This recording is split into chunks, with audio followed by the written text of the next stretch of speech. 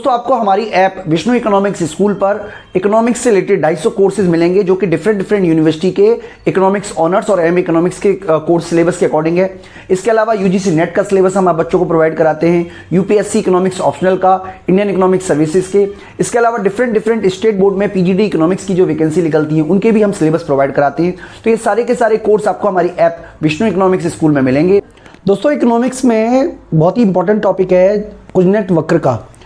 तो कुजनेट वक्र जो है, अगर आप यूजीसी नेट की तैयारी कर रहे हैं तो आपको जो इकोनॉमिक ग्रोथ एंड डेवलपमेंट वाला टॉपिक है उसमें आपको सबसे नीचे एक पॉवर्टी और इनइक्वलिटी मिलेगा। तो बच्चों इनइक्वलिटी का इकोनॉमिक ग्रोथ के साथ क्या रिलेशन है, इसको बताने के लिए एक मॉडल तैयार किया गया, एक हाइपोथेसिस तैयार की गई जिसको कि हम बोलते हैं कुजनेट वक्र के नाम से जानते हैं। तो बच्चों जो कुजनेट वक्र है इसके बारे में हम आप बच्चों से इस वीडियो के माध्यम से आपको डिटेल में आप बच्चों को समझाएंगे। तो किस तरीके का कुजनेट वक्र बनता है, क्या होता है, कंसेप्ट है, उसको हम समझने की कोशिश करते हैं। तो देखिए सबसे पहले मैं आपको बता देता हूं कि एक अंग्रेजी अर्थशास्त्री थे, नाम था उनका साइमन कुजनेट। अमेरिकी अर्थशास्त्री थे, सांख्यिकीविद थे। उन्होंने डेटा लिए अमेरिका के और उसके बेस पर आर्थिक विकास में और जो इनइक्वलिटी है, असमानता है, उसके बीच एक संबंध बनाने की कोशिश की। हालांकि इनको उनके जो वर्क है उसके लिए ये वाला वर्क नहीं है, राष्ट्रीय आय के ऊपर उन्होंने काम किया था, उसके ऊपर 1971 में नोबेल पुरस्कार भी इनको प्राप्त हुआ। तो कुजनेट वक्र एक काल्पनिक वक्र। देखिए काल्पनिक वक्र का क्या मतलब है, ये डेटा पर आधारित है, आंकड़ों पर आधारित है, लेकिन जो आंकड़े हैं बहुत ही छोटे समय अवधि के लिए गए थे और उस आंकड़ों के आधार पर उन्होंने निष्कर्ष निकाला कि जैसे जैसे आर्थिक समृद्धि होती है। बच्चों मैं आपको समझाना चाहूंगा, देखिए आर्थिक समृद्धि, यहां पर हम एक नोट ले रहे हैं आर्थिक समृद्धि का।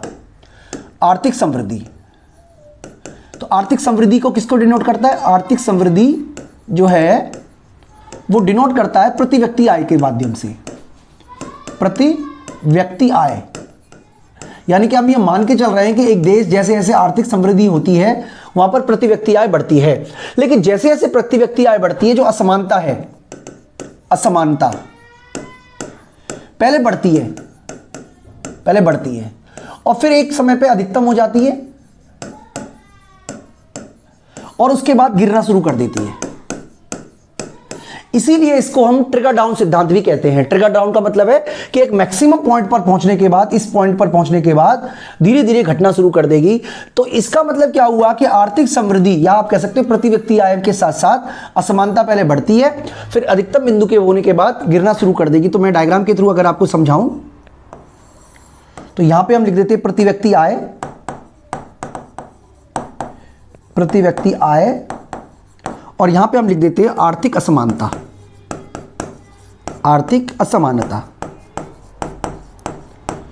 तो आर्थिक असमानता किस तरीके से कर्व बनता है, पहले प्रति व्यक्ति आय बढ़ने के साथ साथ इस तरीके का कर्व बनता है। यानी कि यहां पर आप देखिए एक अधिकतम स्तर हो जाएगा, हालांकि जब आप डेटा देखोगे तो आपको इस तरीके का कर्व नजर आएगा ऐसा, लेकिन मोरलेस जो कर्व है वो इसी शेप में आ जाता है जिसको बोलते हैं उल्टा यू आकृति का। तो बच्चों इन्होंने 1950 से 1960 के दशक में जो एक परिकल्पना बनाई वो बताई कि जैसे जैसे एक देश विकसित होता है, यानी कि यहाँ पे प्रति व्यक्ति आय डिनोट हो रहा है, यहाँ पे आर्थिक असमानता डिनोट हो रही है, तो जैसे जैसे प्रति व्यक्ति आय बढ़ती है आप देखोगे आर्थिक असमानता बढ़ती है, लेकिन एक मैक्सिमम पॉइंट पे पहुंचने के बाद ये मैक्सिमम असमानता का स्तर है, आर्थिक असमानता गिरने लगती है। तो इसकी वजह से जो आकृति है वो यू आकार के हो जाता है। तो इसके पीछे क्या कारण है बच्चों वो भी हम समझेंगे।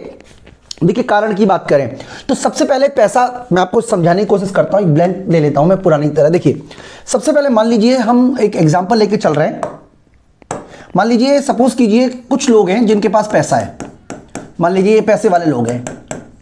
तो जब और एक जनसंख्या का मान लीजिए ये शहरी जनसंख्या है, शहरी जनसंख्या है, तो क्योंकि इनके पास पैसा है इसलिए निवेश करना प्रारंभ करते हैं, निवेश करते हैं, यानी कि आर्थिक विकास की अवस्था में ये निवेश करते हैं। तो निवेश करने से आय बढ़ेगी, आय बढ़ती है और आय बढ़ने का ये पुनः निवेश कर देते हैं। लेकिन जो ग्रामीण अवसर है, यानी कि जहां पे क्या होगा, जो शहर है, यानी शहरी क्षेत्रों में अब क्या होगा, रोजगार के अवसर पैदा होंगे, रोजगार के अवसर पैदा होंगे। और इस रोजगार के अवसरों से प्रेरित होकर जो ग्रामीण जनसंख्या है, ग्रामीण जनसंख्या वो शहरों में आएगी, शहरों में आएगी। यानी कि उन्होंने इसको तर्क दिया कि सबसे पहले वो लोग अमीर होंगे जिनके पास पूंजी है, क्योंकि वो शहरों में रहते हैं, विकास होगा शहरों में, जिससे निवेश होगा, निवेश से आय बढ़ेगी, आय को वो पुनर्निवेश कर देंगे। आर्थिक गतिविधियां बढ़ने से लोग गांव की से छोड़कर शहरों में आएंगे, और जैसे शहरों में आएंगे तो यहां पे देखिए जनसंख्या का दबाव ज्यादा हो जाएगा, यानी कि जनसंख्या का दबाव है, दबाव ज्यादा होगा। तो ये क्या करेंगे, कम सैलरी पे भी काम करने को तैयार हो जाएंगे, कम मजदूरी पर काम करेंगे। यानी कि एक तरफ तो जो ये पूंजीपति हो जाएंगे, ये पैसे से पैसा कमा रहे हैं, और जो ग्रामीण लोग हैं, जो मजदूर हैं, वो कम पैसा कमा पाएंगे, जिससे क्या होगा, अमीर और गरीब के बीच की जो चौड़ाई है वो बढ़ती चली जाएगी। तो यही बात हमने बच्चों यहां पे समझाने की कोशिश की है कि विकास की प्रारंभिक अवस्था में जिनके पास पहले से पूंजी है, निवेश करेंगे, जिससे उनकी आय और संपत्ति की मात्रा में वृद्धि देखने को मिलेगी। इसके विपरीत जो ग्रामीण श्रमिक हैं वो शहरों में प्रवास करेंगे, निम्न मजदूरी दर पे भी वो काम करने को तैयार हो जाएंगे, और धीरे धीरे क्या होगा, ये आर्थिक असमानता बढ़ेगी। आर्थिक असमानता का जो मूल कारण उन्होंने बताया वो औद्योगिकरण बताया, यानी कि ये स्थिति जो है ये औद्योगिकरण की वजह से ही पॉसिबल हो पा रहा है। इसके अलावा बच्चों धीरे धीरे क्या होगा, असमानता जो है वो एक मैक्सिमम पॉइंट पे पहुंच जाएगी। ये देखिए मैक्सिमम पॉइंट है, लेकिन जो सरकार है, सरकारी हस्तक्षेप जो है, सरकार जो है वो आर्थिक क्रियाओं में ज्यादा योगदान देगी, आर्थिक क्रियाओं में योगदान देगी, आर्थिक क्रियाओं में हस्तक्षेप करती है। आप जानते हो कि सरकार समाज कल्याणकारी राज्य होता है। इसके अलावा सरकार को लोकतांत्रिक में सरकार को गरीबों की वोट भी चाहिए, अमीर की वोट भी चाहिए, पर अमीर तो बहुत कह सकते हो बहुत थोड़ी मात्रा में होते हैं। अधिकतर गरीबों का वोट लेने के लिए सरकार अपनी जिम्मेदारी निभाएगी, और सरकार बड़ी मात्रा में जो अमीर लोग हैं उनसे करारोपण के माध्यम से पैसा वसूलने की कोशिश करेगी। यानी कि सरकार उस पैसे से स्वास्थ्य सुविधाओं के माध्यम से सरकारी व्यय करेगी, या आप कह सकते हो सरकार जो है ये ऊंची संपत्ति वालों से, ऊंची आय वालों से ज्यादा पैसे लेगी, और धीरे धीरे करके गरीबों में बांट देगी, गरीबों को आर्थिक सहायता उपलब्ध कराएगी, सामाजिक सुरक्षा का लाभ देगी, और धीरे धीरे असमानता जो है वो घटेगी। ऐसा मानना था बच्चों साइमन कुजनेट का, जिसके बारे में हमने डिस्कस किया। एक और वक्र है जिसके बारे में हम आपको बच्चों यहां पे बताने की कोशिश करेंगे पूरी तरीके से, उसको हम बोलते हैं पर्यावरण कुजनेट कर्व। देखिए इसका संबंध कुजनेट से नहीं है, लेकिन क्योंकि कुजनेट कर्व इस तरीके का होता है, इस तरीके का, तो इसी तरीके का पर्यावरण वक्र बनता है जिसको पर्यावरण कुजनेट कहा गया है। यहां पे भी जो संबंध किया गया है वो प्रति व्यक्ति आय से किया गया है, यानी कि आप इसे आर्थिक समृद्धि भी कह सकते हो, और दूसरा यहां पे लिया गया है पर्यावरण क्षति, क्षति। तो ये मान के चलता है कि स्टार्टिंग में पर्यावरण की क्षति होती है, और एक समय के बाद धीरे धीरे पर्यावरण जो है वो सुधरने लगता है। यानी कि इस विचारधारा के लोगों का क्या मानना है, इसका यह मानना है कि पर्यावरण कुजनेट वक्र बनाता है कि आर्थिक विकास की प्रक्रिया में जब प्रति व्यक्ति आय में वृद्धि होती है तो प्रति व्यक्ति आय के साथ साथ पर्यावरण का स्तर भी ऊंचा होता है, यानी कि पर्यावरण गिरावट का स्तर ऊंचा होता है। यानी कि यहां पे पर्यावरण क्षति जो है, पर्यावरण की जो हानि हो रही है वो बढ़ रही है, और धीरे धीरे ये स्थिति जो है वो एक आर्थिक स्तर जो मैक्सिमम है उस पर पहुंच जाती है, उसके बाद पर्यावरण गिरने लगता है। तो बच्चों यही है हमारा पर्यावरण कुजनेट कर्व। लेकिन इसके पीछे का कारण क्या है, सबसे पहला है आर्थिक विकास के साथ प्रदूषण के स्तर में गिरावट के अनुभवित जन्य साक्ष्य ऐसा अमेरिका में देखने को मिला है कि धीरे धीरे वहां पे पर्यावरण में सुधार हुआ है। तो अमेरिका के जो एग्जाम्पल लिया है उन्होंने, इसके आधार पर निष्कर्ष निकाला।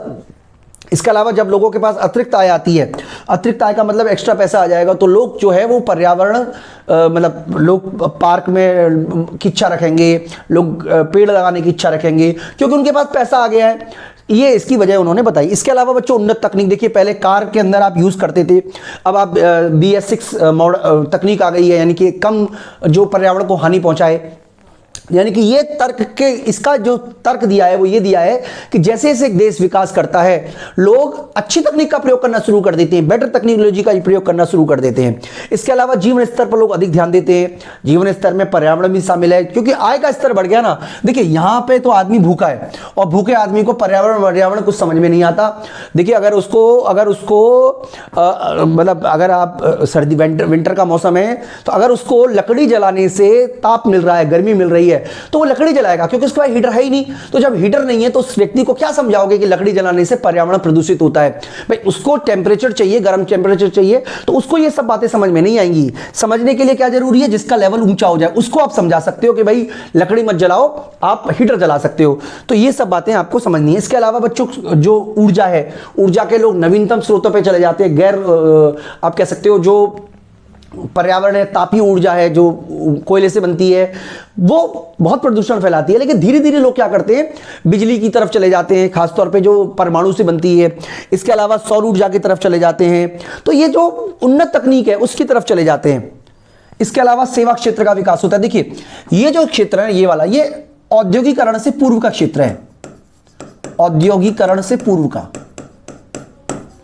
लेकिन जैसे देश आर्थिक विकास करता है, वहां पर सेवा क्षेत्र का विकास होता है। अब भारत की बात कर लो तो भारत में वर्तमान में सेवा क्षेत्र जो है वो जीडीपी का सबसे इंपॉर्टेंट रोल है। हालांकि जनसंख्या का अधिकांश भाग काम नहीं करता सेवा क्षेत्र में, लेकिन फिर भी जीडीपी में सबसे ज्यादा कंट्रीब्यूशन सेवा क्षेत्र का है।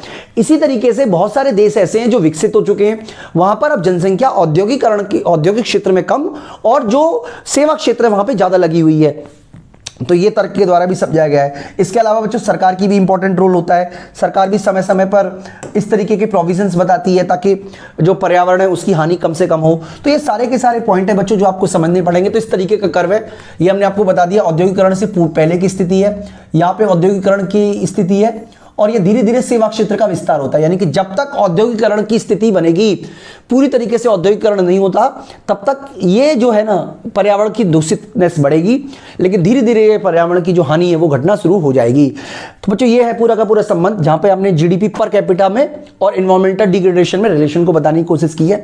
लेकिन कुछ आलोचकों का इसमें भी मत है। देखिए आलोचक तो आलोचना करेंगे ही। सबसे पहले उन्होंने कहा कि इस तरीके के अनुभवजन्य साक्ष्य जो है वो हो सकता है अमेरिका में मिलते हो, लेकिन बाकी के बहुत सारे देश हैं जहां पर ये साक्ष्य नहीं मिलते।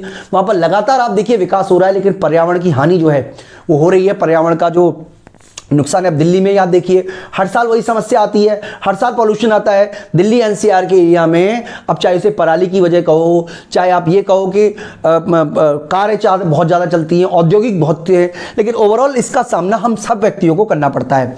प्रदूषण केवल आय से प्रभावित नहीं होता बच्चों, जैसा कि इस पूरी की पूरी थ्योरी में माना गया है कि प्रदूषण केवल आय से प्रभावित होता है, और भी कई घटक है जिनकी वजह से प्रदूषण प्रभावित होता है।